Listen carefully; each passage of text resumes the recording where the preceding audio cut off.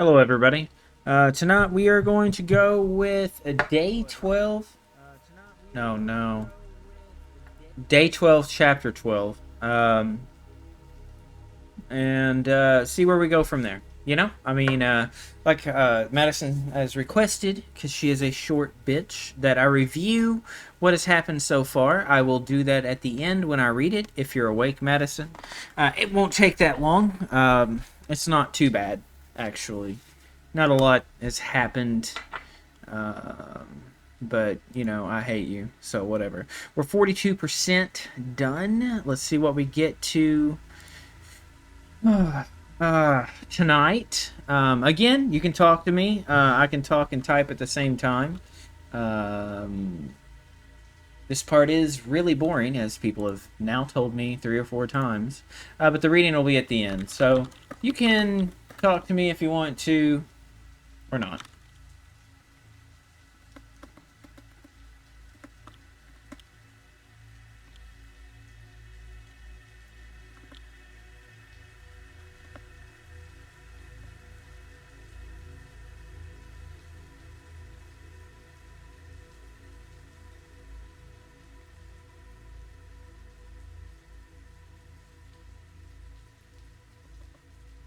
Yeah, that is true. They do like to complain.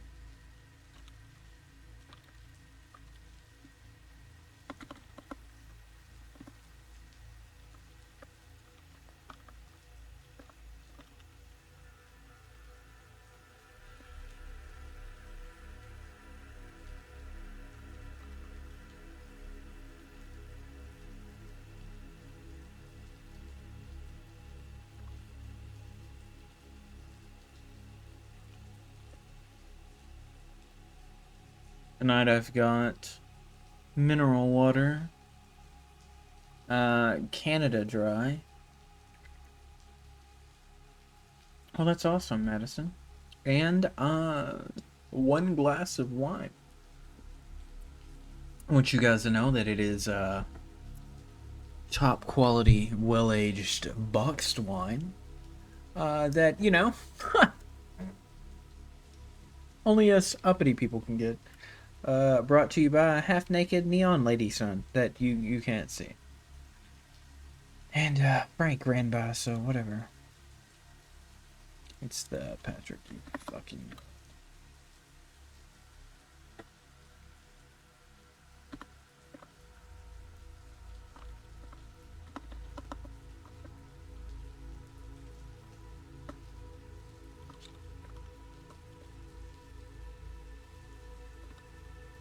Thank you. I'm liking not this water. There's a mineral water that I found that I absolutely love at the Airbnb I was at, but it is $50 a case, and I can't afford that. Like $11 for that case was a little too much. Yeah, but whatever.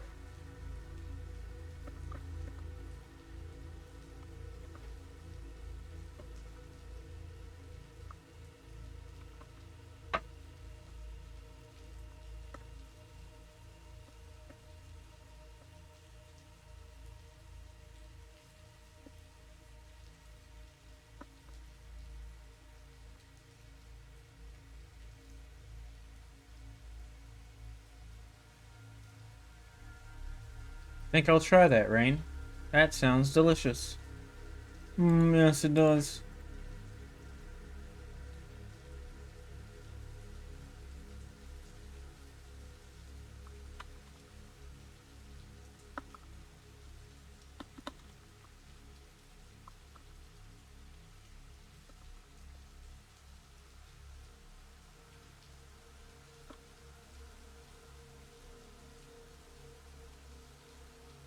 Ryan. Ryan? Ryan?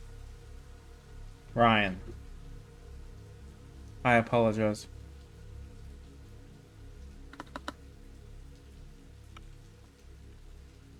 Did not mean to mispronounce the name. I will do better.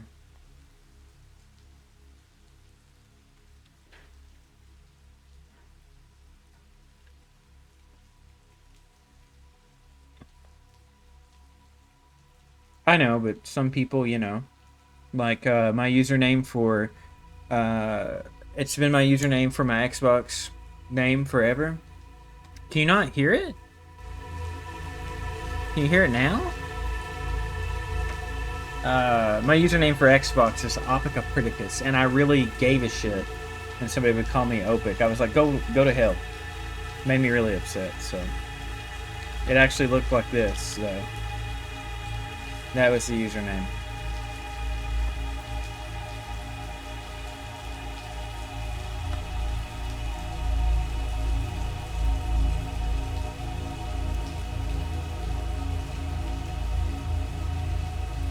It's too loud. Yeah.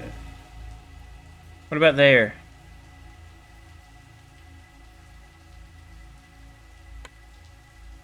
Is that better? Because I'll kill the mic if the shit's too loud, and only activate it when someone's talking to me.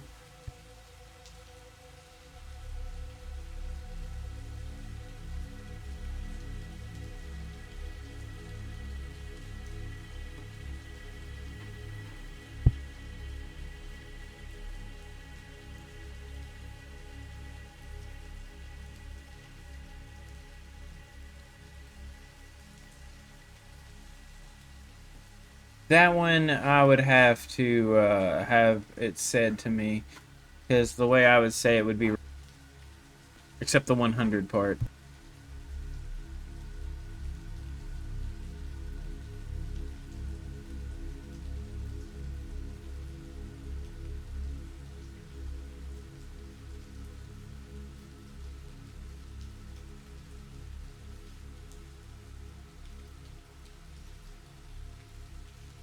Mikazuki? You will be old reliable, Madison.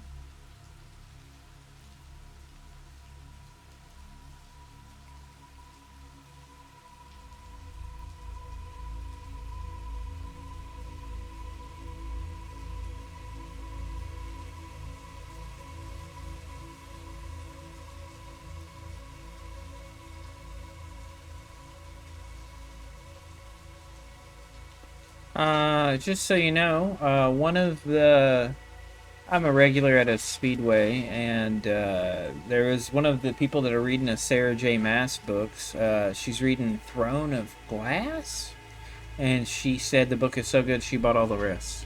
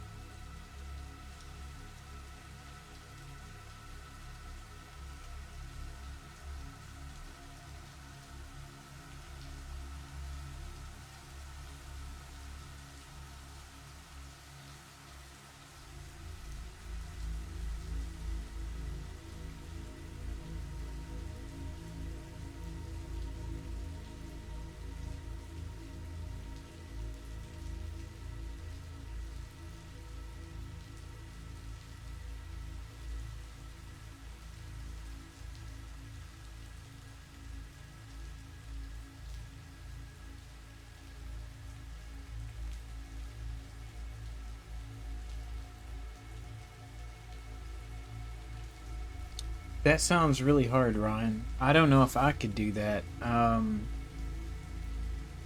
actually don't know. Uh, that would be really hard. Um, I was around someone with schizophrenia, but I don't know if I could portray that correctly.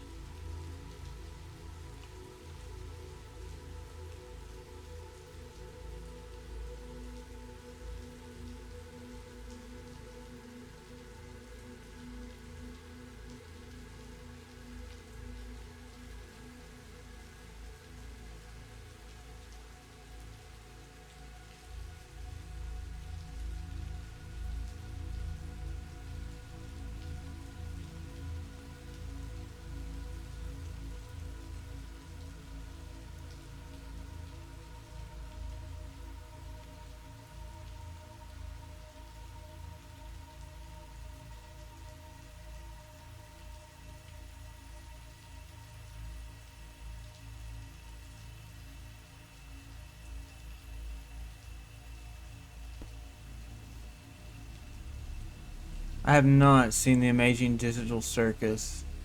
Screenwriting final? Okay. Okay. Not outright mentioned, but implied. That's going to be interesting to see, uh, honestly.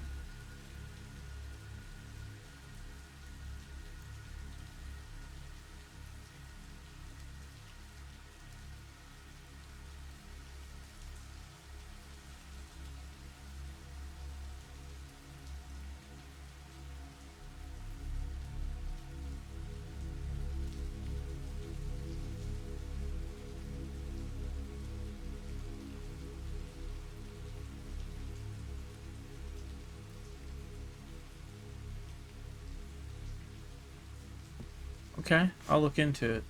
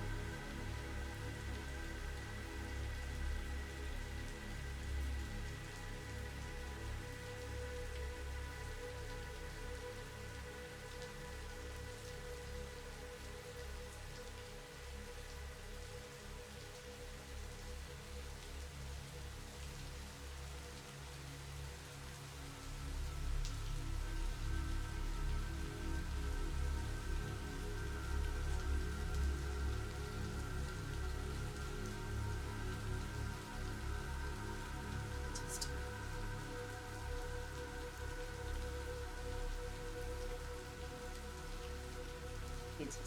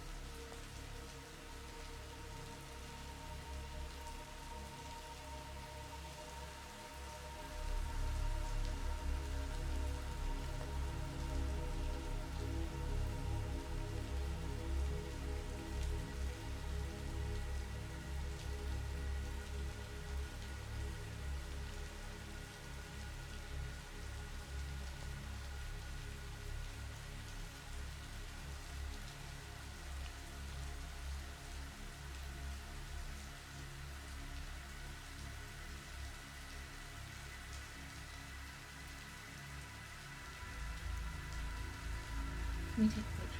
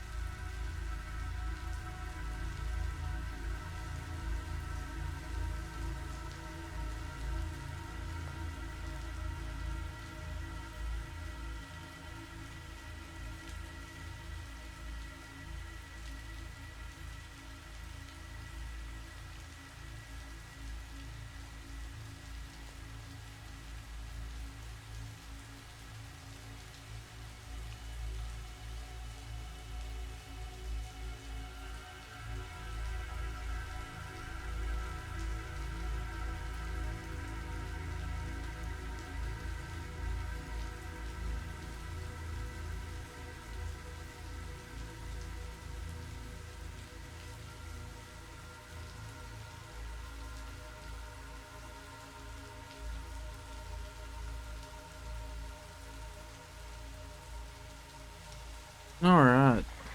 Okay. We're gonna stop there real quick. Go ahead and put in how much we did. Tonight we wrote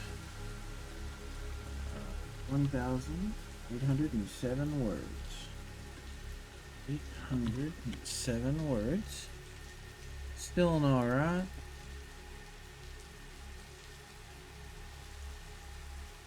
Okay. So we're at 23,012. Let's go ahead and update that.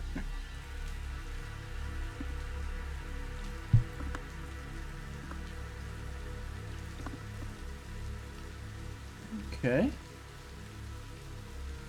We are at 46%. Let's look at our stats real quick.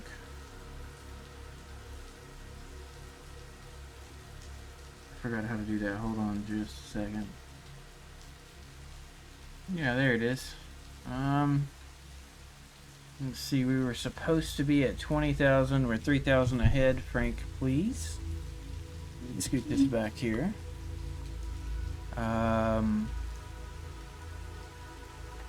Average, so November 27th still looks like it is. It looks like where we're going here.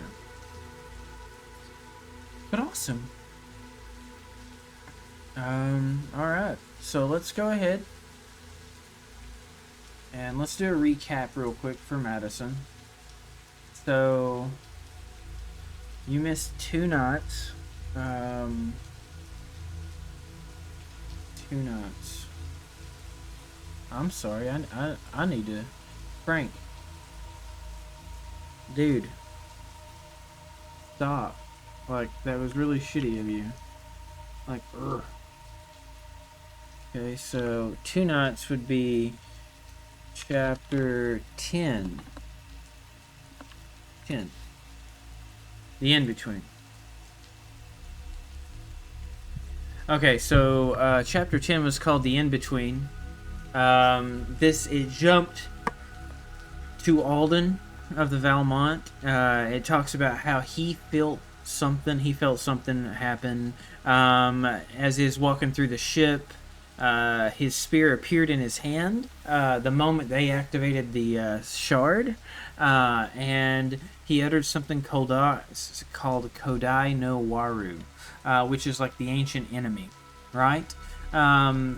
Then he talks to Minsk, and Minsk, the cook, says that he's thinking about leaving because he doesn't want to die for some heroic shit. Then he talks to Forge. Forge tells him he's not leaving, and neither will Minsk. Minsk is just full of shit. And then he's like, we need to get help. And the help is by a guy named Giles Gurney, which used to be known as the Gentleman Bounty Hunter. And Alden's like, the dude fucking shot me. And he's like, no, it doesn't matter. We gotta get him. So, that happened. And then, chapter 12 was extortion. The Black Ocean made it before the Valmont. Astrid and Alindra meet up with Giles Gurney, but now he's the sheriff of extortion. He says that they killed his crew of the Black Ocean, and he wants the ship for payment, but they can have anything inside. Forge, Minsk, and Alden show up. They're like, hey, don't fucking kill our friend. And he's like, we're not, we're just doing a trade. And then the last thing he says, he goes, the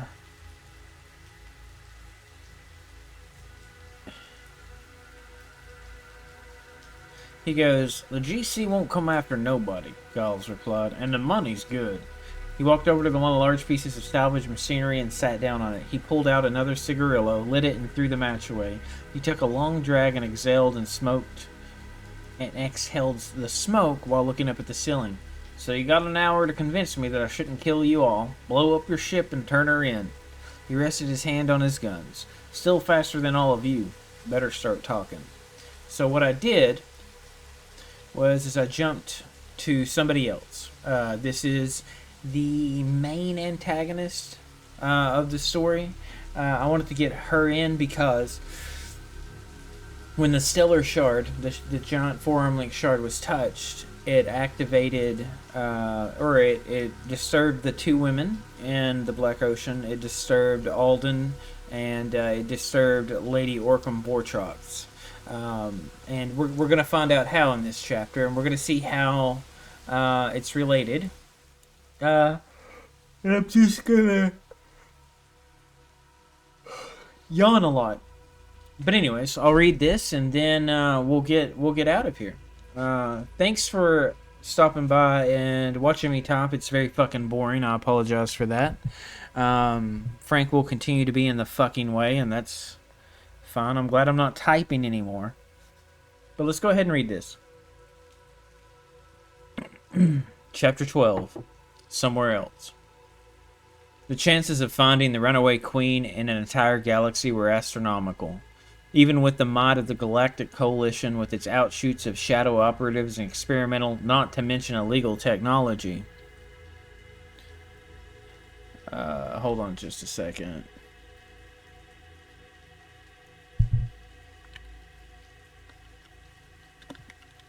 My son's messaging me. I'm just going to make sure he's okay. Anyways, even with the might of the Galactic Coalition, with its outshoots of shadow operatives and experimental, not to mention illegal technology, it was impossible. That was until the entire universe shivered, shifted, and trembled under the weight of an ancient, hungry glare. When it happened, Lady Orcam Vortrox, the first commander and fist of the fleet, was sitting on her massive warship's throne. She wore a neural connection helmet that allowed her to feel what her ship, the Spearbreaker, felt as it moved through the void. Normally, she shouted commands to the crews of their numerous stations, and they would go about adjusting base based on what she felt and what the ship had told her. Sometimes, if things were moving too slowly, she would disconnect from her body and use all of her mind's power to correct the ship's headings. But right then, she was experiencing space as an ancient piece of technology that had seen numerous battles and space anomalies that were so vast that even records of them had been long lost. When it happened, the entire ship shivered within her mind, sending white spikes, pain spikes, running down her spinal column, out her limbs, and underneath her fingers and toenails.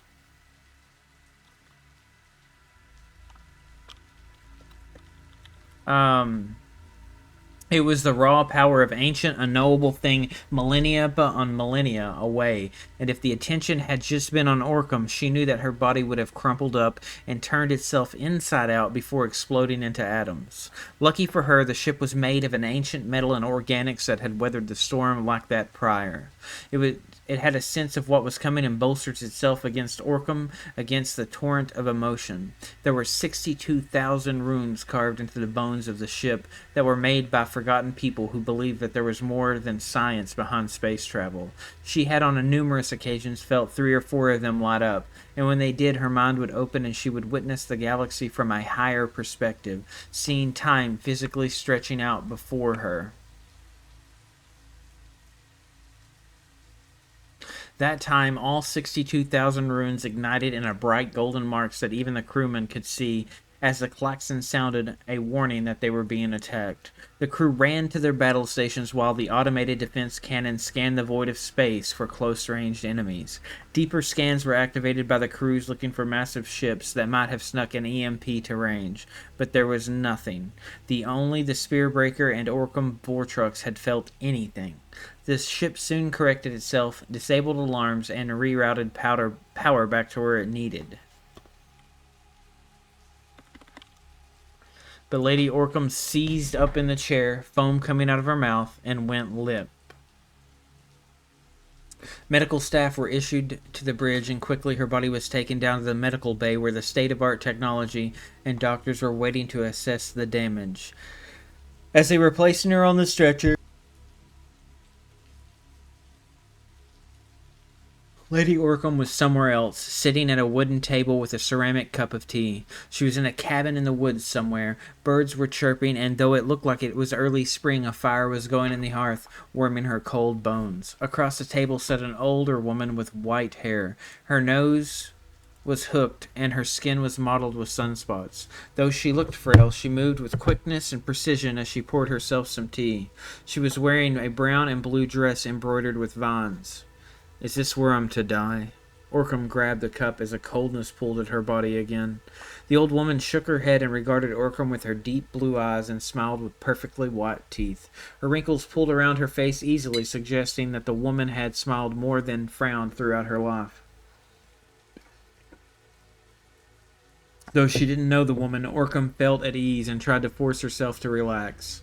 This, she thought, would be a lot more pleasant way to go. Hey, thanks for following, Luminous. I really appreciate that. Oh no, the woman chuckled. I just wanted to talk to you for a minute. Talk to me. Orcam picked up the cup and smelled the tea. Roses. Yes, the woman nodded. Her thick white hair moved with her head. I never thought I'd get to. Who are you? Orcam asked. Sharudo, the old woman said. That's an ancient name, Orcam frowned. Meaning shield. The old woman smiled and looked out the window. Back when they made me. Made you? Orcam turned her head. When the old woman didn't reply and continued to stare out the window, Orcam stood and walked to the window. Looking out, she could see the house was on a rise above a large green field where eventually a thick ancient forest rose. Beyond that was a massive snow-capped mountain that rose into the sky. In the sky, she could see in low orbit the square outline of something large being built. You're the ship, Orcam whispered. That's correct, the old woman nodded. But I was a protector then, only made to defend this planet. Why haven't you talked to me before like this? Orcam turned to stare at the old woman smiling up at her. Can't you access my mind any time you wish? That's rude, Sharudo said, and it's easier when you die. So, you were going to wait until I died? Orcam frowned. If I could have had it my way, Sharudo sighed, and if I can figure it out, you're never going to die. When Orcam walked back to the table and sat down, she continued. You're the only captain that I've ever liked, she smiled, because you don't listen to anyone. I have a council to answer to, Orcam touched the cup again, sending warmth through her body. Of course you do, the old woman winked. When you need to blame someone. Why am I here? Orcam asked. If I'm going to die, what purpose does this serve? You're looking for the stellar shard, Sharudo whispered. The warmth had left her face. That's what it's called then, Orcam nodded. It has been activated. What we felt is the thing that comes for it. Oh, Orcam felt the cold coming back. This time it did not go away. Get the shard on board, Sharudo nodded, and we can fix things. Fix things. There was a lot that Orcam wanted to fix. For one thing, she didn't want to be under the heels of the Council anymore. Some planets and people needed to be forced into submission, but because of the acts of peace established 30 years prior, there were channels to go through. Votes had to be cast and ideals had to be debated while the galaxy succumbed to chaos a little more each day. There were deeper things she wanted to fix, things that she knew were impossible. Benedict, Sharudo said.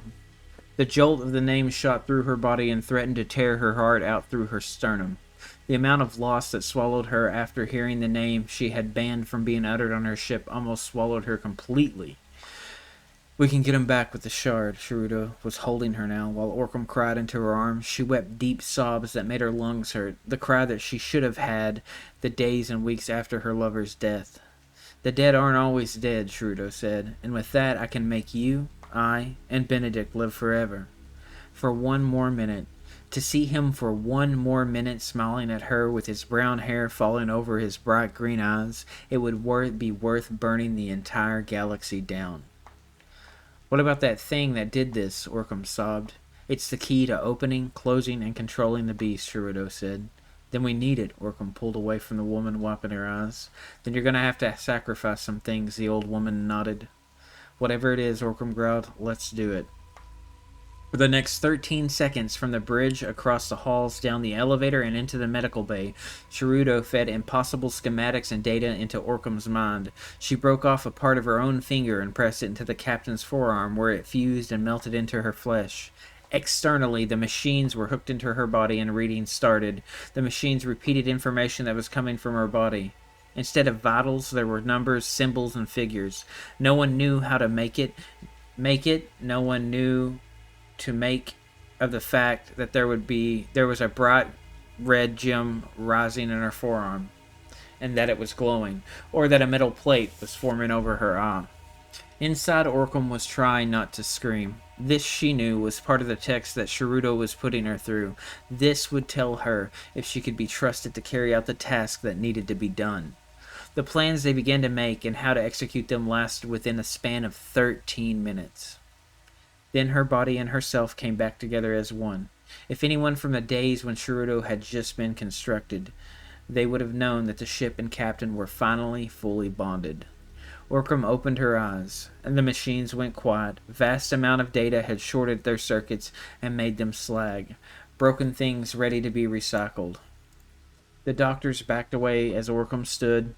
She could feel the duality of her body on the deck and her mind within the ship, filling space around her.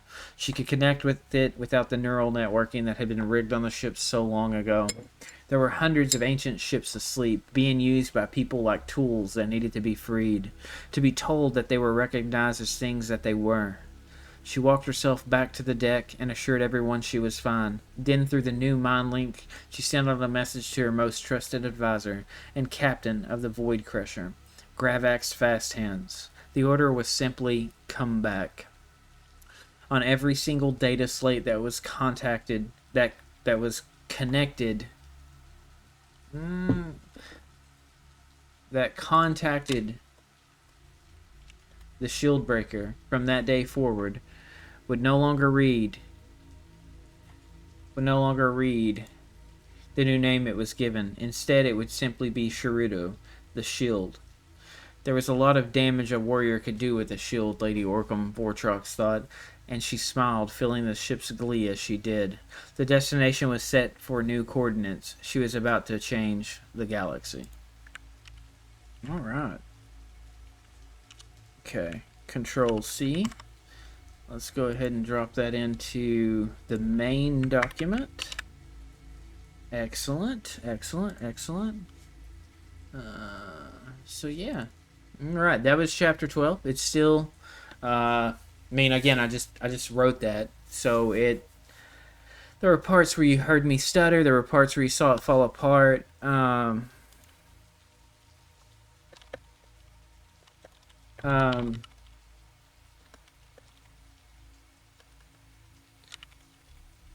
And like there's some blurry stuff there. But I think that thank you, Madison. You stupid bitch. But I think that it's going to take a lot of work, of course. Again, I'm going to put this way and then maybe wait a year. But the next one will probably jump back to the other group. The only thing is that just so you know, if you come back then, one character I already got in my head. His name is Forge. He's a dwarf, so he's got a Scottish accent, and I'll use it sometimes. And then you have Giles Gurney, who's like a pretty much like a gunman from the Wild West. So he's got a accent like this, and he sometimes talks like a simple-minded lawman. And I kind of put those in there to entertain myself as I read it or how I hear it in my head. And so if that's annoying to you, that's just a worry there, or that I can put. But other than that, thank you for logging in on the 13th day in the row with me to watch me sit here and type and drink my 3 ADHD drinks, because I can't just drink one drink. It's never too late to start. You still have a whole month to try to catch up. I'm always open to ideas or things that you want to see, because again, I'm making this up as I go. I'm probably going to run out of ideas, so I am free to listen to whatever you have to offer. Don't know if I'll use it, but just send me a message, join my Discord, find me on social media. It's literally Patrick Effing Johnson on everything, right? Again, thanks for the follow. Thanks for everything that you guys do when you sit there and silently watch me type away. Hopefully we can get back into gaming when this semester's over. It's been a hard one. It's been a hard year. But we'll see. Until then, I hope all of you have a good night's rest, because it is one of the most important things that you can have. I hope you have a good Monday tomorrow. And until then, have a good night.